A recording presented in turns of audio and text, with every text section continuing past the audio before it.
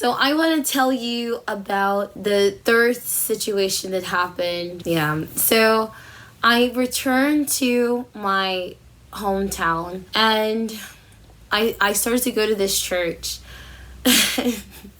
Something crazy happened. And it was and I'll tell you, I'll start and then we'll keep on going, okay? And I really hope and want to believe that the future books that we do will not be like First John, okay? Where it's just like, it's everywhere, but it's relevant, and so I'm talking about it, okay? So this is the thing.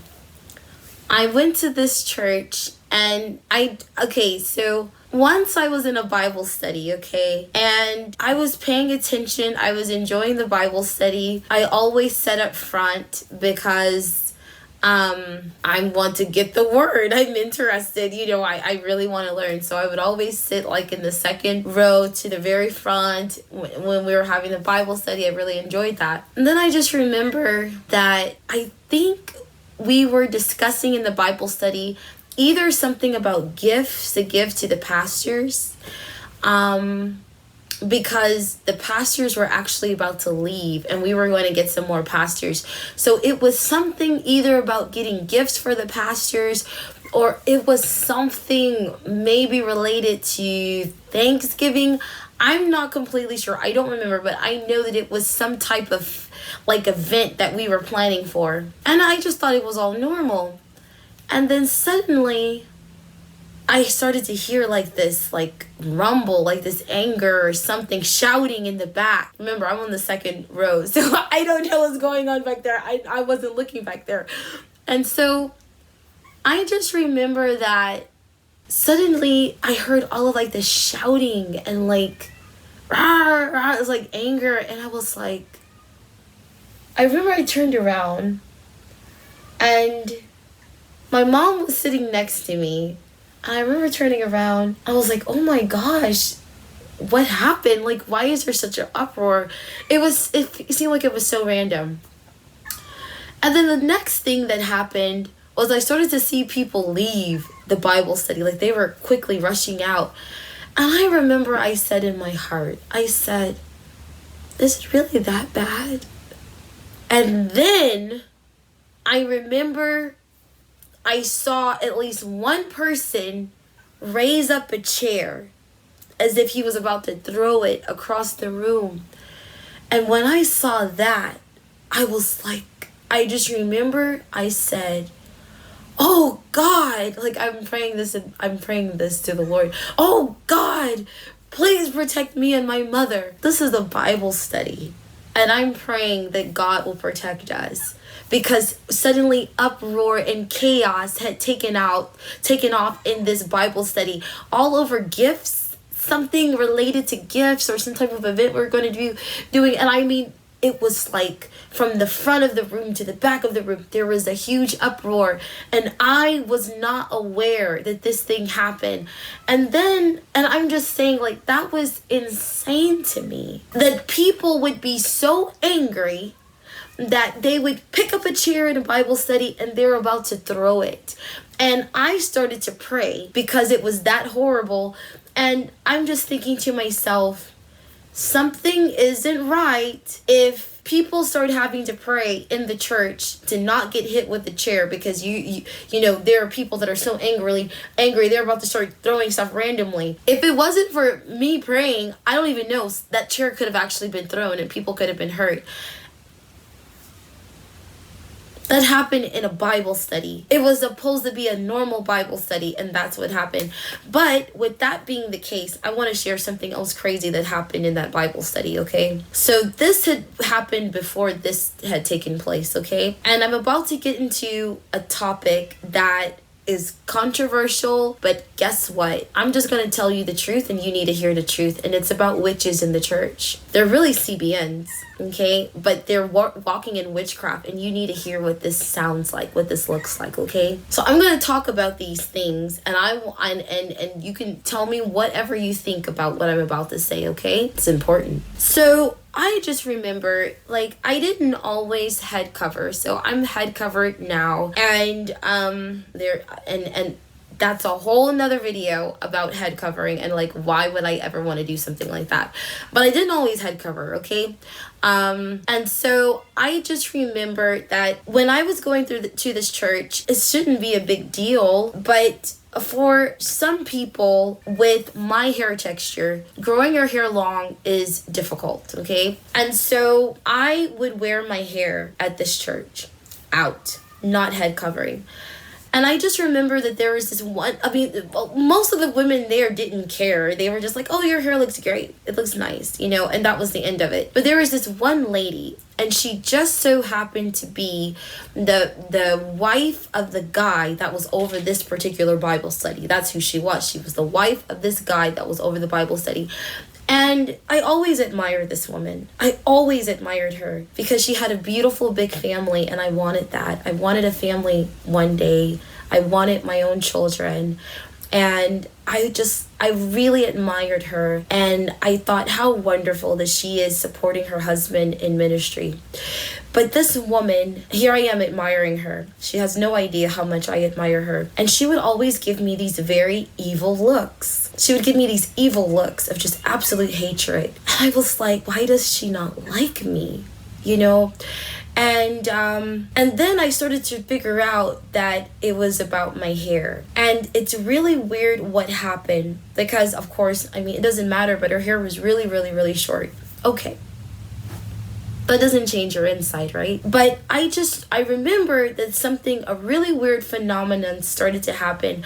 And this happened over a period of months, okay? This isn't one day, months of going to the Bible study every single week, and it's the same situation, okay? So what started to happen, and again, for maybe the first 2 weeks of me starting to go to this Bible study, because I didn't always used to go to this Bible study. I used to go to the youth group Bible study, but I thought that this other Bible study would be more mature because the youth group was always talking about random things that was fine, good. But it's okay, doesn't matter. Don't worry about it. I just decided to start going to another Bible study, okay? Because I just thought I could get more meat there, okay? Meat in the word, of course, okay?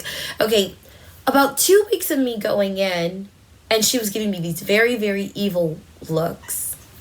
And then, I don't know if it was like 2-3 weeks in, my scalp started to burn. And I mean, it would burn like it was in flames. And I just thought, oh my God, this is so weird. And I was in so much pain, and I would be in pain in the Bible study. But the weird thing is that it would only happen as soon as I walked into the Bible study and I would sit down, it would happen. And then when I would leave, it would stop.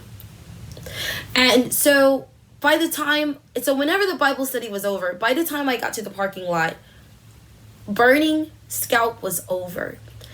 This happened several times, and then I would see her and she would have like this really hateful look at me. And even though I started to realize that something is wrong here, and you know, the funny thing is that I didn't fully connect what was going on. I didn't fully connect the burning with her. And I just know that she would look at me with so much hatred, and she would be looking at my hair. So I started to head cover, and I remember that the Holy Spirit told me, he said, you don't head cover because of her anger problem or her hatred toward you. That's not a reason to head cover. You don't head cover for that. Don't head cover because she has issues. She has hatred. She has jealousy. She has these weird things going on. You don't head cover for that reason. And I remember he told me that. And like I said before, this happened for a period of months. Always when I was in the Bible study, something to think about, and this is something. Why didn't it affect me when we were in the regular congregation? Like when we're in the regular part of the sanctuary, it's the regular word being taught.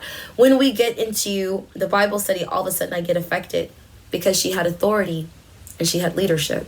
And so it's very dangerous to submit yourself to places where the high leadership is in some type of hatred, anger, jealousy, whatever it is, because it's not safe. it's not safe.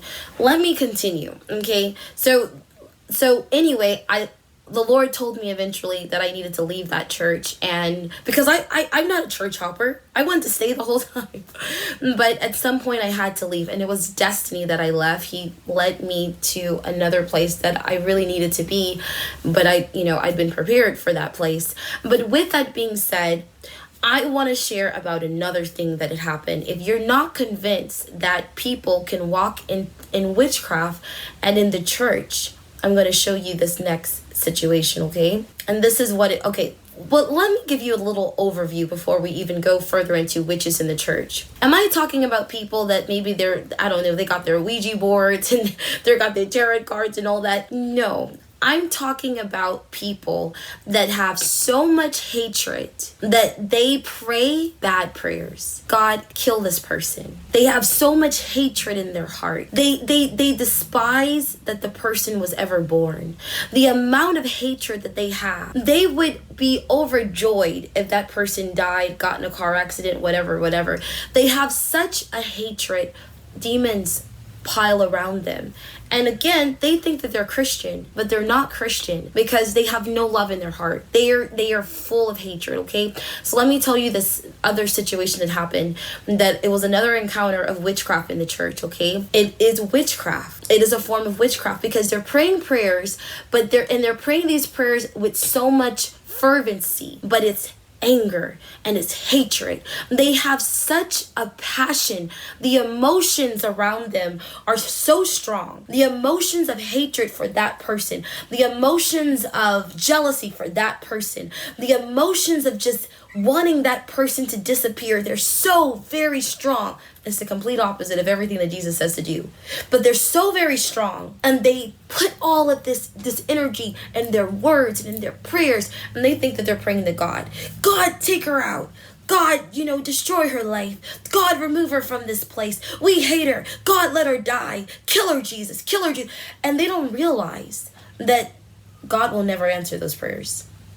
He'll never answer those prayers. And not only that, the people are so full of hatred. They got all of these devils that are with them.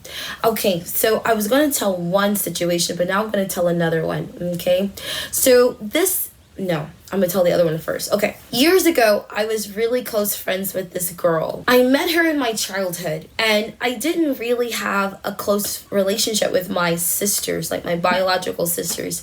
And so, I didn't have a close relationship with them. And with that being said, I want to add something to this. I have a sister that I know that is my biological sister, but I also want to say that something really supernatural happened a few years ago, and I had a dream, and I believe my dreams. That's a whole nother thing, because dream interpretation and knowing the difference between a dream from God and a dream from the enemy is really important, and it's important to know the difference, and it's possible to know the difference. But with that being said, I had a very supernatural dream, and in that dream, it was revealed to me that I have another sister. And, I have a sister that is a result of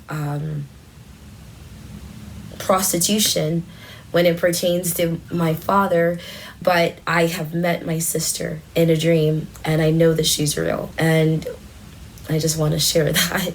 That's why I said I have sisters, because biologically speaking, I know of one that I've met, but there is definitely another, and I believe the dream. And it was a very special dream, and it revealed a lot of other things, and I was told to pray about specific things in my family, for my brothers. It was just a very, very supernatural dream. I met my younger sister. So with that being said, I didn't really get an opportunity to have anything to do with the sister that that I was telling you about, like my older sister. I never really hung out with her, okay, because it was like some family issues going on. And so when I met this one girl from school when I was young, it was like a bond, and I just loved her like a sister. And we were both believers. We were supposed to be believers. So it turns out, years down the line, I find out later that she hated me. And she hated me for years, and I didn't even know it. She hated me. And I was so blind that I didn't understand how much she hated me. But at some point we had stopped talking, and I remember I would pray all the time about the situation. And it was so bad to the degree that when I was in college, she would send me messages to my house, so that when I came back to my hometown, the messages would say, please don't come back to our church, because my life is much better now. I'm beginning to volunteer. I'm really being used by God here, and I just don't want you to return. Like, if you love me, you'll respect me, and you won't return. This is talking about church, okay? Sorry about my cat that you might hear. You'll be fine, little one.